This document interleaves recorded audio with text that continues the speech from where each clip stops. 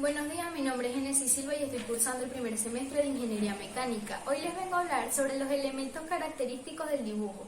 Existen en el diseño elementos esenciales con características particulares y funciones determinadas. Estos elementos básicos son el punto. Es el elemento gráfico más pequeño que se puede dibujar. Existen dos clases de punto. El punto geométrico se utiliza en dibujo técnico y surge cuando dos rectas se cortan. Este tipo de punto no tiene dimensiones, es decir, carece de altura, de anchura y de profundidad. El punto gráfico o signo gráfico es el más simple de los elementos que se utilizan para dibujar formas. Es posible hacer puntos o signos gráficos con la huella que deja en el papel un lápiz, un rotulador, un pincel con pintura, entre otros. Los puntos pueden presentar diferentes colores, dimensiones y formas, siempre que sean pequeñas, como círculos, estrellas, triángulos, entre otras. Todas las imágenes se pueden descomponer en puntos, por eso dibujar una forma consiste en imaginar los puntos que pueden perfilarla sobre el soporte. Si utilizamos el punto como elemento abstracto, podemos crear formas fantásticas y desconocidas que carecen de realidad con las imágenes que vemos en la realidad. Si por el contrario empleamos el punto como elemento figurativo, podemos construir objetos, paisajes, personajes, entre otras. Con el punto podemos presentar la forma de los objetos, darles volumen y sensación de profundidad. Con el punto también es posible dar diferentes colores a los objetos que construimos. Otro elemento es la línea. Es un elemento gráfico que, al igual que el punto, se utiliza para construir formas o imágenes. Cuando un punto se pone en movimiento, se deja un trazo y se convierte en una línea. Para dibujar una línea geométrica se necesita herramientas de dibujo técnico, ya sea escuadras, plantilla, entre otras. Las líneas se clasifican según su forma, su posición en el espacio y la relación que guardan entre sí, según su forma. Línea recta son todas aquellas líneas en las que todos sus puntos van en una misma dirección. Línea curva son las líneas que están construidas en forma curva, pero a su vez sus puntos van en diferentes direcciones. Líneas quebradas. Esta línea está formada por diferentes rectas que a su vez se cortan entre sí y llevan direcciones diferentes. Línea mixta. Está formada por líneas rectas y curvas que a su vez llevan direcciones diferentes, según su posición en el espacio. Línea vertical es la línea recta perpendicular al horizonte. Línea horizontal es la línea que corresponde al nivel del agua cuando ésta se encuentra en reposo. Línea inclinada es la línea que desiste de su posición vertical y horizontal y presenta un extremo inclinado hacia uno de sus lados, según la relación que guardan entre sí. Líneas paralelas son dos o más líneas que, estando en un mismo plano, jamás llegan a unirse al proyectar sus extremos. Línea oblicua es la línea que se encuentra con la horizontal formando un ángulo que no es recto.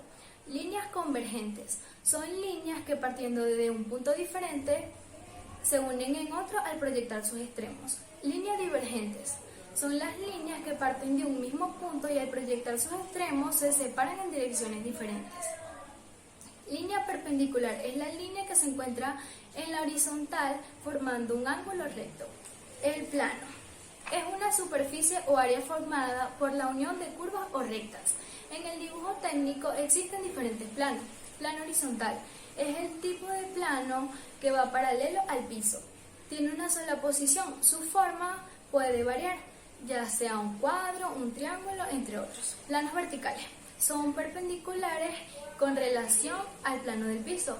Están compuestos de tres posiciones: A, vertical frontal; B, vertical cualquiera; C, vertical de perfil. Planos inclinados nunca aparecen en verdadera magnitud. Plano de los modelos están compuestos de elementos geométricos. ¿Qué es un ángulo? Un ángulo es la porción del plano comprendida entre dos semirrectas que tienen un origen común. Tipos de ángulo. Hay varios tipos según su tamaño, es decir, en función de los grados que tengan. Ángulo agudo. Mide menos de 90 grados y más de 0 grados. Ángulo recto. Mide 90 grados y sus lados son siempre perpendiculares entre sí. Ángulo obtuso. Mayor de 90 grados pero menor que 180 grados. Ángulo llano. Mide 180 grados igual que si juntamos dos ángulos rectos. Sistema de medición de ángulo. En la medida de ángulo y por tanto en trigonometría se emplean 4 unidades. Si bien la más utilizada en la vida cotidiana es el grado sexagesimal, en matemática es el radián, la más utilizada. Y se define como la unidad natural para medir algo. El grado sexcentesimal se desarrolló como la unidad más próxima al sistema decimal. Se usa en topografía, arquitectura o en construcción. ¿Cómo medir ángulos? Para tener medidas angulares hay variedad de dispositivos en metodología. Para el dispositivo de medida se debe elegir según su componente y la precisión requerida en las medidas. Existen diferentes instrumentos de medición angular, como por ejemplo el transportador. Es el elemento más simple para medir ángulos.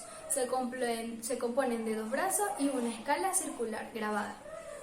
Los 2 brazos se pueden colocar a lo largo de las caras entre las cuales se mide el ángulo.